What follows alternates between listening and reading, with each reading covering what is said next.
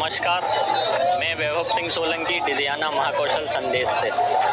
आज हम खड़े हैं होशंगाबाद स्थित हर्बल पार्क में, जहां प्रशासन द्वारा एक कुंड बनाया गया है जिसमें मूर्ति विसर्जित की जा रही है।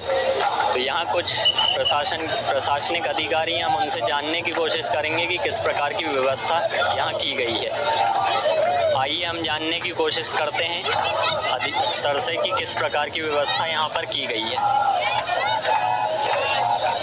हमारे साथ तहसीलदार साहब हैं, हम उनसे जानने की कोशिश करेंगे किस प्रकार की व्यवस्था यहाँ पर की गई है। सर, किस प्रकार की व्यवस्था की गई है?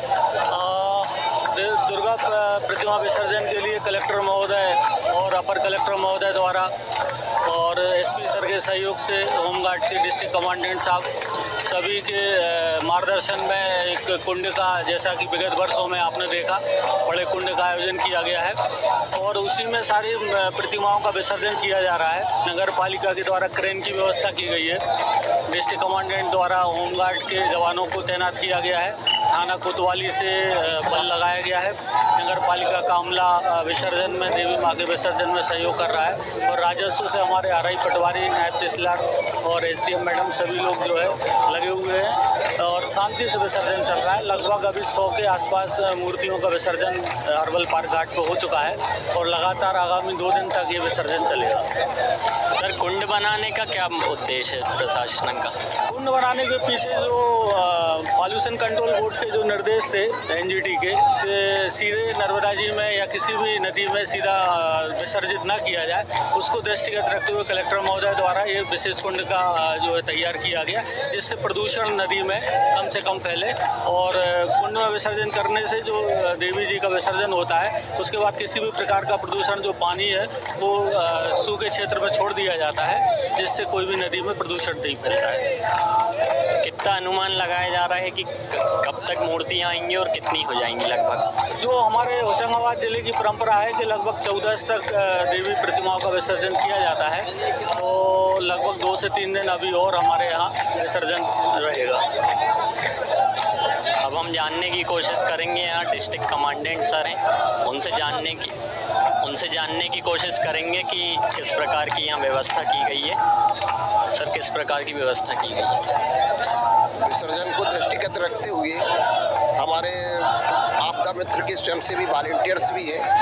8 वॉलंटियर्स लगे हुए हैं और 14 हमारे तैराक हैं, नाव भी है, आस्का लाइट है, सब तो चाक चौबंद व्यवस्था है वैसे कि किसी घटना से निपटने के लिए हम लोग तैयार हैं। कितने जवान यहाँ लगे होंगे? यहाँ पर हमारे 22 सिविल डिफेंस वॉलंटियर और हमारे होमगार्ड सैनिक, यहाँ हर्बल पार्क में 22 जवानों को तैनात किया गया है और जिले के अन्य घाटों पर भी हैं, जैसे गोंदरी घाट है, गोंदरी पुल घाट है, आपके सेठानी घाट है, मंगलवारा, सभी जगह ऐसे करीब हमारे 130 लड़के लगे। और ये क्रेन की व्यवस्था की गई है प्रशासन द्वारा, तो उसके बारे में आप बताएं थोड़ा। क्रेन की जो व्यवस्था की गई बहुत ही सुंदर व्यवस्था है। देखिए, बहुत ही अच्छा उदाहरण पेश किया है। जैसे अस्पताल में एक पेशेंट को ले जाते हैं, सब जो ट्रीटमेंट करना होता है डॉक्टर अपनी पूरी टीम को ले जाते हैं, उसी प्रकार इनकी जो क्रेन वाली है, इनके जो कर्मचारी हैं वही सारी व्यवस्थाएं करते हैं। मतलब आम पब्लिक को वहाँ पर नहीं जाना पड़ता और सुरक्षित विसर्जन होता है। तो अभी यहाँ मतलब कितने जवान की तैनाती कब तक रहेगी? आज अभी 22 लड़कों की तैनाती है हर्बल पार्क में और ये कल पूरे दिन रहेगी, रात भर रहेगी। परसों 17 तारीख को शायद यहाँ पर से क्लोजिंग हो। और ये जैसे कुंड भर जाता है तो इसके अलावा क्या विकल्प है? यहाँ पर जो हमारे सिविल डिफेंस के वॉलंटियर गोताखोर हैं, यहाँ पर जो यही काम करते हैं, नारियल निकाल के लाना या पैसे ढूंढ के लाते हैं, तो उनकी तैनाती की गई। जैसे ही फुल हो जाता है तो अपने इनके खाली जो बांस का जो ढांचा होता है उसको निकाल के एक तरफ रखते जाते हैं। जैसा कि हमें प्रशासनिक अधिकारी द्वारा बताया गया कि जो व्यवस्था की गई है, तो व्यवस्थाएं बड़ी सुंदर हैं। हम बता दें कि यहाँ जो विसर्जन किस प्रकार कुंड बनाया गया है उसके बारे में हम बता दें। ये प्रशासन द्वारा कुंड बनाया गया है जिसमें अच्छे तरीके से यहाँ पर विसर्जन हो रहा है। तो आइए हम कुछ यहाँ यहाँ कुछ वॉलेंटियर हैं, हम उनसे जानने की कोशिश करेंगे किस प्रकार यहाँ कार्य चल रहा है।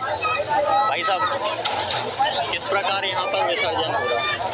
ये एक नया तरीका ढूंढा है हमने कि इससे हर तरीके को गंदी ना करें या उसमें कुछ एक कुंड टाइप का बनाया जिसमें पानी लगा के पानी भर दिया है और इसमें विसर्जन करवाओ और उसके बाद अपने कुंड निकलवा के सारा निकलवा लेते हैं साइड में।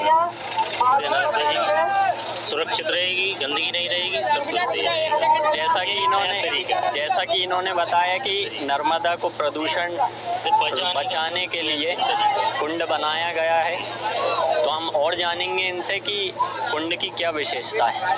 कुंड की विशेषता बताएं भाई साहब। कुंड की विशेषता ये है कि इसमें गंदगी सब इसी के अंदर रहती है, जिसको अपन निकाल के और जला सकते हैं या कुछ भी कर सकते हैं, नष्ट कर सकते हैं। गंदगी का कोई रीज़न नहीं। इसमें कितनी मूर्तियाँ लगभग समाहित हो जाएंगी? कम से कम इसमें 3000 से ज़्यादा टारगेट है। 3-4 हज़ार 5,000 के समथिंग आज पूरी नाइट चलेगा और कल भी चलेगा। पूरा होशंगाबाद जिला है, आसपास के सभी गांव भी यहाँ पर आते हैं। ऐसा है। कुछ यहाँ श्रद्धालु हैं, हम उनसे जानने की कोशिश करेंगे कि किस प्रकार की प्रशासन की व्यवस्था इनको लगी है। प्रशासनिक व्यवस्था को देखते हुए अब हम जानने की कोशिश करेंगे कि किस प्रकार की व्यवस्था इनको लगी। यहाँ कुछ श्रद्धालु हैं, हम उनसे जानने की कोशिश करेंगे कि किस प्रकार की यहाँ व्यवस्था की गई है। तो आइए हम इधर कुछ श्रद्धालु हैं, उनसे जानने की कोशिश करते हैं किस प्रकार की व्यवस्था लगी। कहाँ से आए हैं आप? प्रशासन की व्यवस्था किस प्रकार की लगी आप? बहुत बढ़िया, अच्छी है। तो ये क्रेन की जो व्यवस्था की गई, इस पे आप क्या कहना चाहेंगे? ट्रेन की व्यवस्था बढ़िया की गई है, कोई दिक्कत नहीं है और मूर्ति विसर्जन में भी कोई प्रॉब्लम नहीं आएगी, क्योंकि पहले ऐसे आते थे तो उसमें क्या परेशानी बहुत ज़्यादा होती थी। अभी इतनी परेशानी नहीं होगी।